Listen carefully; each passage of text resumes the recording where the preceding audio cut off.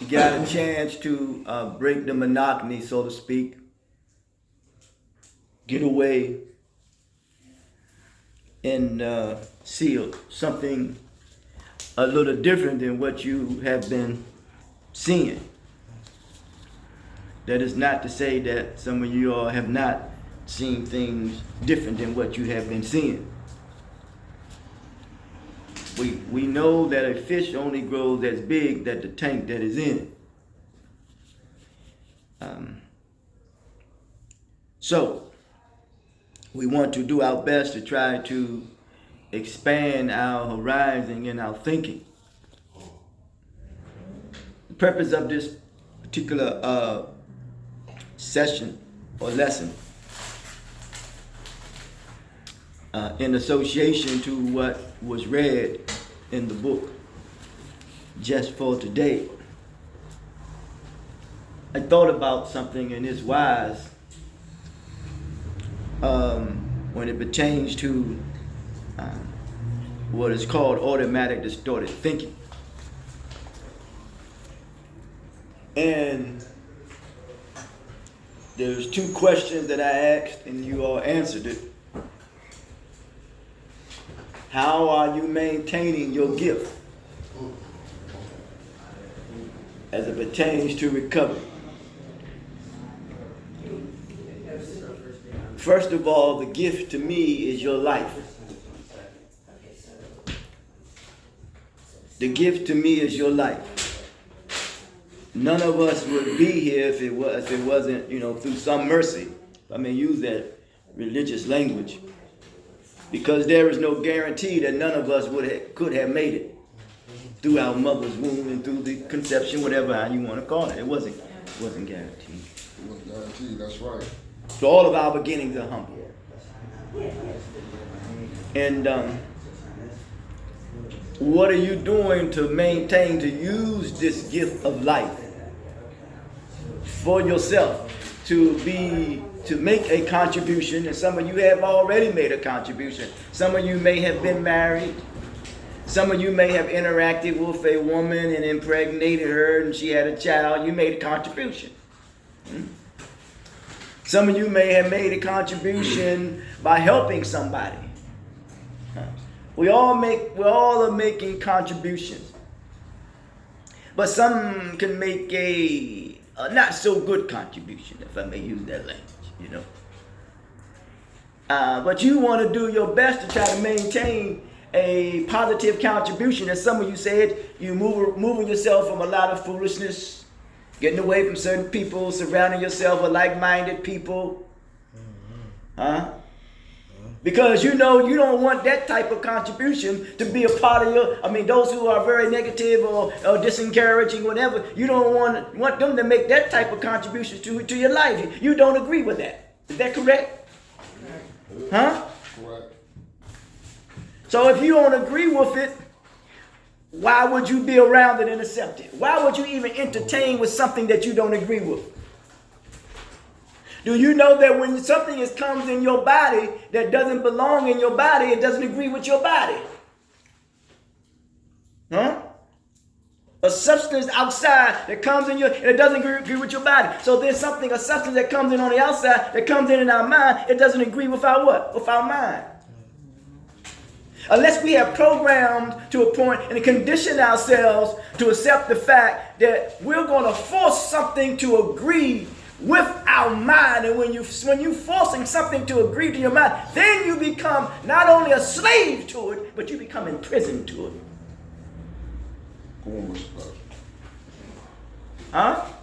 You can become a slave to an enabler partner. He can be your sister, your brother, your father, your sister, or your mother. I don't care. You can become a slave to that.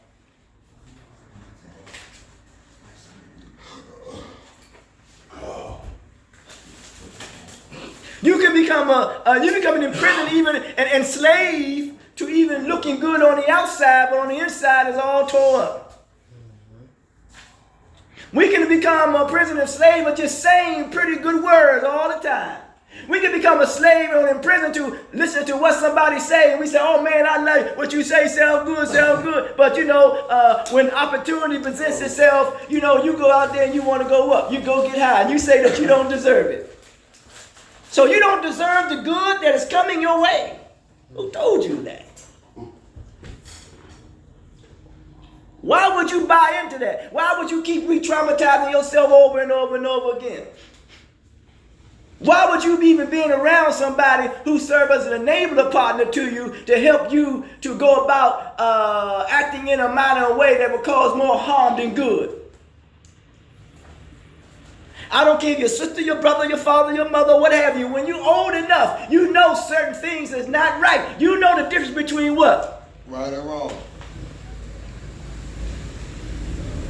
So now we have to get to this, going back to this infant stage of responding and reacting like a child. This is not harsh, brothers. This is not harsh. All I'm trying to do, man, is get to as much as I can to get you to see that what you say you want is going to take some work. And you have to equip and prepare yourself for the work that needs to be done. And sometimes it's going to have to change what you thought about yourself.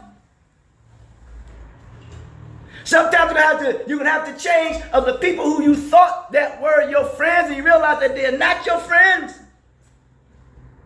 You got to change some of the thinking, some of the behavior, some of the attitudes. You're going to have to change it. God damn it. And if I have to change a brother, I would change a brother. Change his ass.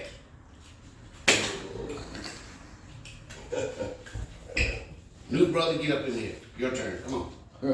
Because you don't want to be around nobody that's going to keep going doing the same thing over and over and over and over and over again. Where are we going? We're not going nowhere. The city is. These are the type of people you want to be around. Nobody ain't going nowhere. No. Backwards. This is the type of mindset that you want to have. But yet, that's why I said, do you deserve to get high? And you all said no. Well, why do we do it then? Because we need some what? We need some help. Huh? You need help, man. And you have to be around people who are going to help prevent all this stuff as much as they can from it happening. But the person that you need to help first is who? Yourself. It's yourself. You gotta help you first, man. You gotta help you first. There's no way around it, man. No way around it, man.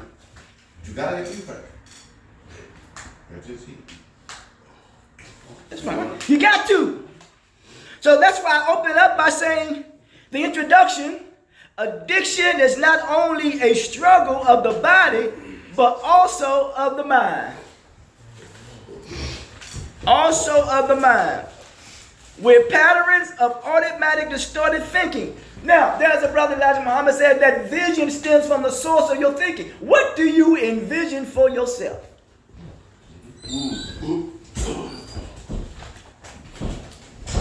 Can you lay back and envision yourself possibly on a yacht? Can you envision yourself in a new home or a new car or something that is new? Something that you know that you deserve, but you got to work for it. I remember a guy by the name of, what's the guy name? The guy, they call it prosperity preacher. What was his name? The slick hair. Take it. Nah.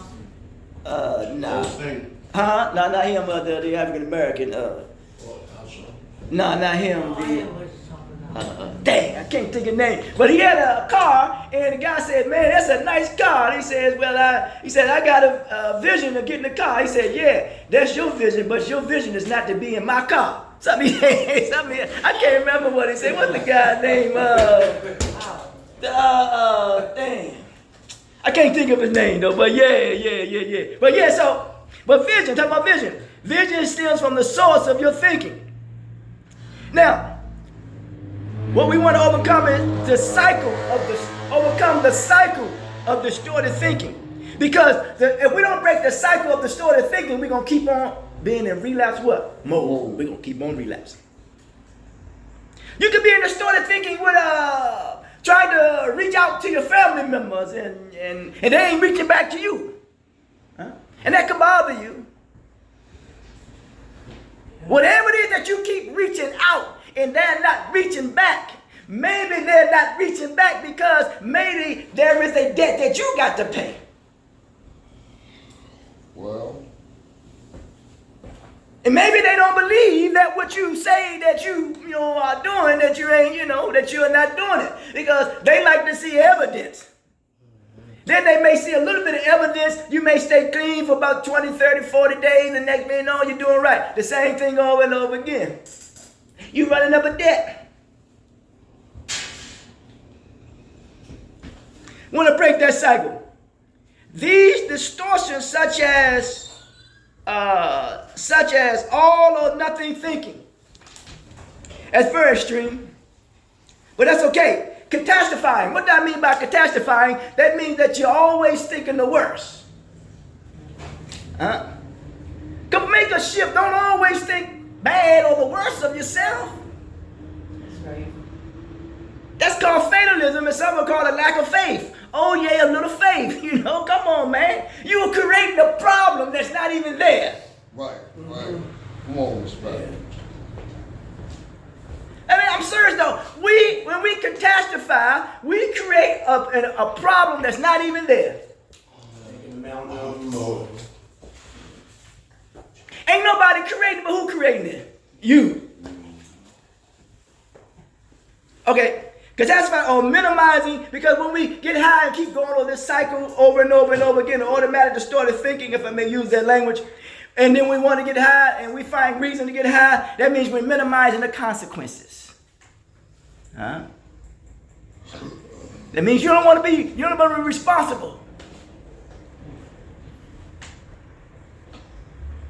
How can you minimize the consequences of the gift of life that has been given to each and every one of us?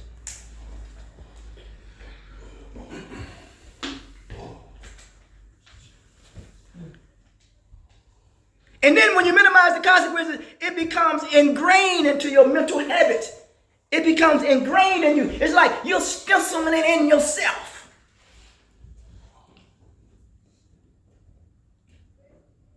And this is how you shape and interpret not only yourself, but that's how you shape and interpret other people in the world that is around you. In recovery, learning to recognize and challenge these automatic distorted thinkings is essential. I'm just trying to get you to challenge. That's why I gave you this pamphlet or this lesson today. And this is what we're gonna be dealing with, man, for maybe the next 3-4 days. We're gonna try to get to this until you get it. Some say they use these steps to help them along the way. That's a beautiful thing, ain't it, man? Huh? What are you using to help carry you, to sustain you through the day? What steps are you taking? Well, I tell you, when a child is crawling, then he starts to walk, he takes it one step at a time. But he's taking what they call baby steps. Well, and sometimes the child, may fall, because he try to run sometime, and he may trip up and fall, and some children cry, some just get back up, mother man. right. And then sometimes you try to help a little child up, sometimes he's like, because he want to get up on his what? Oh, Huh? You can't be going around looking for somebody to help pick you up when you can pick you up. suffer. That was a story you all may be familiar with. I don't know. A guy was laying there for about 38 years and by some pool. People kept passing by. And he said, man, I want to get up or something. I forgot how the story goes. I preached that one time. But needless to say, the guy said, we call Jesus, man, just pick up your mat and walk. What the hell you worried about everybody else, what they doing, man? All you got to do is pick up your mat. All you got to do is get up and what? And do it. Be worried about what nobody else doing. Do what you got to do to overcome this automatic distorted thinking, or the psycho-automatic distorted thinking, and minimizing the consequences of substance use and relapse. So we want to bring together the unconscious into the conscious. Kwame Ture, some of y'all may know him as Stokely Carmichael. He said the duty of the conscious is to make the unconscious aware of the unconscious behavior. He said the duty of the conscious is to make the unconscious aware of the unconscious behavior. We want to talk about getting into conscious awareness. Individuals gain the power to replace. It's what we want to do. We want to get some momentum. So we want to gain some momentum where we can gain the power to overcoming self-defeated beliefs and self-defeating attitudes. Self-defeating who? You're self-defeating who? Nobody defeating you. You're defeating who? Yourself. Got to stop it.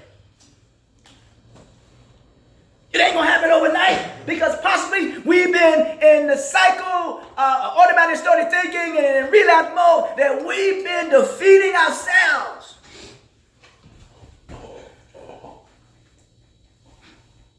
Are you a winner? Or are you a loser? Winner.